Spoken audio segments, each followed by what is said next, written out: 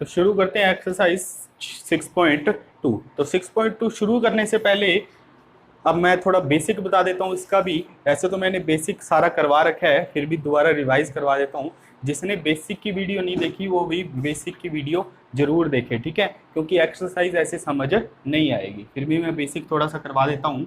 तो बेसिक में क्या है, समांतर रेखाएं, दो रेखाओं, ठीक है, दो समांतर रेखाओं को एक तिर्यक रेखा काटे, दो समांतर रेखाओं को अगर एक तिर्यक रेखा काटे तो ये वाले कोण, ठीक है, ये क्या होते हैं, एक दूसरे के बराबर। कोण एक और कोण दो, कोण एक बराबर कोण दो, इसको बोलते हैं एकांतर कोण, एकांतर कोण, ठीक है। और एकांतर कोण ऐसे भी बन सकते हैं, ये वाला और ये वाला कोण भी एकांतर कोण है, ये भी आपस में बराबर होंगे, ठीक है।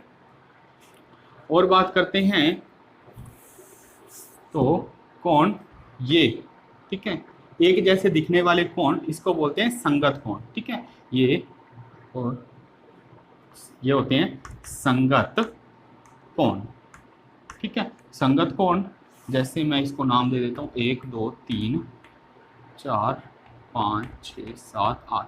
तो कोण 2 बराबर कोण 6 संगत कोण, कोण 4 बराबर कोण 8 ये भी संगत कोण, कोण 1 बराबर कोण 5 ये भी संगत कोण, और कोण 3 बराबर कोण 7 ये सारे संगत कोण हैं, ठीक है, ये सारे संगत कोण हैं। और ये आपको आना चाहिए, संगत कोण कौन से होते हैं, एकांतर कोण कौन से होते हैं, ठीक है। एक ही ओर एक दो समांतर रेखाओं को एक तिर्यक रेखा काटे और एक ही ओर बने अंतः कोणों का योग, अंतः कोणों का योग 180 होता है। कोण 4 और कोण 6, ठीक है, कोण 4 प्लस कोण 6 का मान क्या होगा, 180।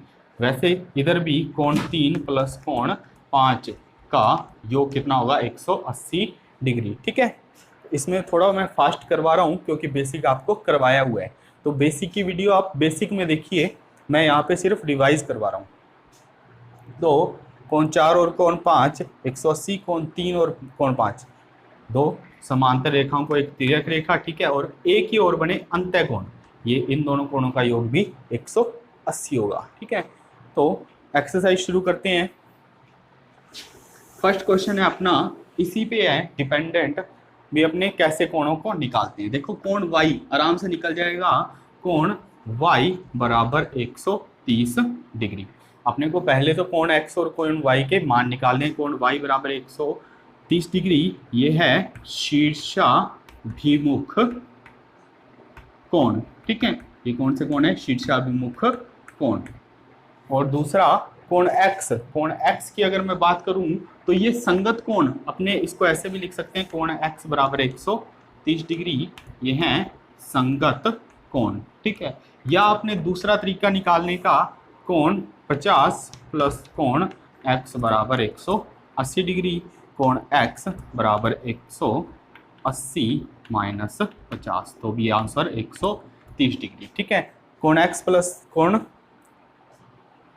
50 डिग्री प्लस कोण x बराबर 180 क्यों हुआ, क्योंकि ये एक रेखिक कोण युग्म है, तो इसको रेखिक कोण युग्म से भी अपने सॉल्व कर सकते हैं। तो x और y की वैल्यू तो आ गई, ठीक है। अब अपने से पूछा है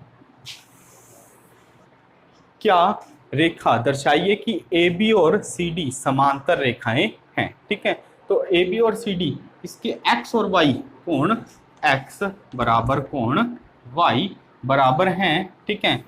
क्यों, क्योंकि ये क्या हैं, ये x और y कोण बराबर हैं 130 और 130, तो ये कौन से कोण हो जाएंगे, एकांतर कोण, ठीक है। अगर एकांतर कोण बराबर होते हैं तो रेखाएं क्या होती हैं, समांतर होती हैं। अगर एकांतर कोण बराबर होते हैं तो रेखाएं समांतर होती हैं, ये अपने को पता है। तो इसमें एकांतर कोण का एक युग्म बराबर है, इसीलिए AB समांतर है CD के। नीचे एक लाइन लिखेंगे, एकांतर कोणों का एक युग्म बराबर है, इसलिए AB जो है समांतर है CD के। तो क्वेश्चन नंबर सेकंड में क्या क्या दिया हुआ है पहले मैं ये बता देता हूँ। क्वेश्चन नंबर सेकंड, ठीक है, तो AB समांतर है CD के, AB जो है समांतर है CD के और समांतर है EF के, ठीक है। ए बी समांतर है सी डी के, सी डी समांतर है ई एफ के। मतलब ये जो ऊपर वाली लाइन है इसके समांतर है और ये वाली जो लाइन है इसके समांतर है, ठीक है। और अपने को क्या दिया है, कोण वाई और कोण जेड, कोण वाई और कोण जेड 3:7 के अनुपात में है। कोण वाई और जेड 3:7 के अनुपात में है। तो मैंने मान लिया, माना y कोण y बराबर 3a, कोण y को 3a और कोण z को मान लिया 7a, ठीक है। और मैं एक चीज और करूंगा, देखो यहाँ पर कोण 1 मानना पड़ेगा, ठीक है। तो कोण y बराबर कोण 1, ये हैं शीर्षाभिमुख कोण, ठीक है। ये शीर्षाभिमुख कोण है, कोण y बराबर कोण 1, ठीक है। तो अपने पास कोण 1 प्लस कोण z बराबर 180 डिग्री। कोण 1 प्लस कोण z 180 क्यों हुआ, क्योंकि यह है समांतर रेखा के एक ही ओर बने कोण, ठीक है। समांतर रेखा के एक ही ओर, जब दो समांतर रेखाओं को एक तिर्यक रेखा काटती है तो उस तिर्यक रेखा के एक ही ओर बने अंतः कोणों का योग 180 होता है, वो यहाँ पर लिखेंगे, ठीक है। तो कोण 1 और कोण z, तो अपने कोण 1 की वैल्यू लिख सकते हैं कोण y प्लस कोण z बराबर 180। कोण y कितना है 3a और कोण z कितना है 7a बराबर 180। तो 10a की वैल्यू होगी 180। तो a की वैल्यू यहाँ से आ जाएगी 180 बटा में 10, तो अपने पास आएगी a की वैल्यू 18। तो अपने y की वैल्यू निकाल सकते हैं यहाँ से, ठीक है। तो y की वैल्यू कितनी आई अपने पास 3 गुणा में 18, ठीक है। और 7 गुणा में 18, ये इसकी वैल्यू 3 गुणा में 18 और 7 गुणा में 18। y की वैल्यू आ गई 54, ठीक है। और z की वैल्यू आ गई 126। तो दोनों y और z की वैल्यू आ गई, अपने को x की वैल्यू भी निकालनी है, ठीक है। तो x की वैल्यू भी अपने निकाल सकते हैं। कैसे निकाल सकते हैं, देखो अपने ये लिख सकते हैं कोण x प्लस कोण y बराबर 180। दो समांतर रेखाओं को एक तिर्यक रेखा काट रही है, तिर्यक रेखा के एक की ओर बने अंतः कोण, तो यहाँ पे लिख सकते हैं तिर्यक रेखा के एक ही ओर बने अंतः कोण, ठीक है। तो कोण y की वैल्यू अपने पास है कोण x प्लस कोण y की वैल्यू है अपने पास 54, ठीक है, बराबर 180। तो कोण x बराबर 180 माइनस 54 डिग्री, तो इससे अपना आंसर आ जाएगा 126 नहीं, 180 में से 54 घटाएंगे तो अपने पास 126 आंसर आएगा, ठीक है। कोण x की वैल्यू 126, ये अपने को सिद्ध करना था। और अपने को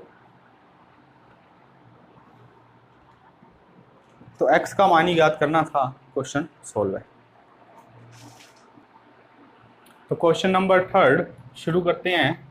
इसमें पहले देखते हैं क्या क्या दिया हुआ है अपने को।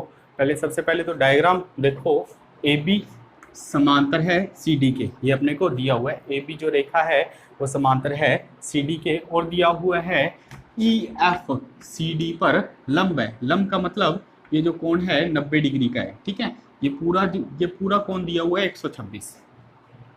देखो ए बी, ठीक है, ये वाला जो कोण है ये वाला 90 डिग्री का है, और जो ये वाला पूरा कोण दिया हुआ है यहाँ से ये वाला पूरा कोण ये दिया हुआ है 126।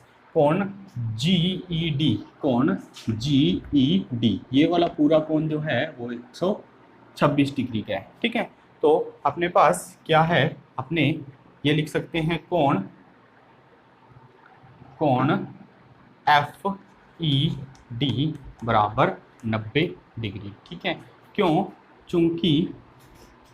चूंकि जो एफ ई है वो लंब है सी डी पर, एफ ई लंब है सी डी पर, तो अपने लिख सकते हैं एफ ई डी बराबर 90 डिग्री, ठीक है। तो अपने कोण GED बराबर 126, ये दिया हुआ है। कोण GED को क्या लिख सकते हैं? कोण GED को क्या लिख सकते हैं? मैं लिख सकता हूँ कोण GEF प्लस कोण FED, इन दोनों कोणों के योग के रूप में लिखा है। ये जो पूरा कोण है, ये इतना कोण और इतना कोण, ये दो कोणों के योग के रूप में लिखा है। ये कितना है? 126।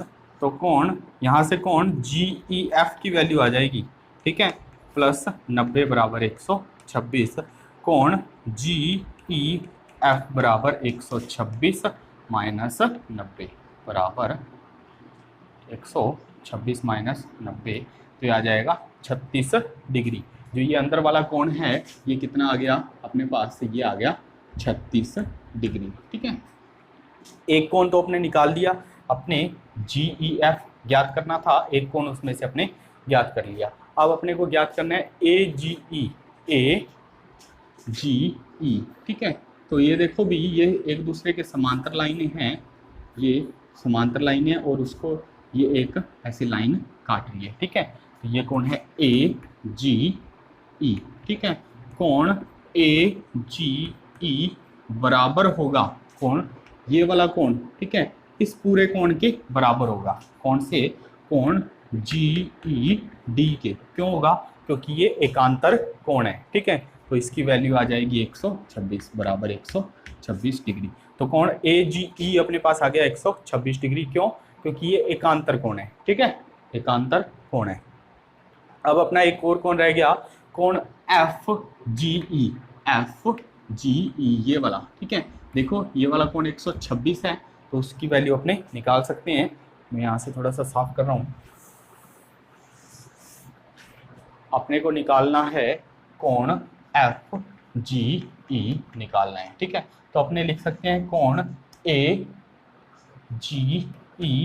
प्लस कोण FGE बराबर 180। क्यों लिख सकते हैं? ये है रेखिक कोण युग्म। तो यहाँ पे ब्रैकेट में लिख लिया करो रेखिक कोण युग्म, ठीक है। तो ये आ गया 126 प्लस कोण FGE बराबर 180।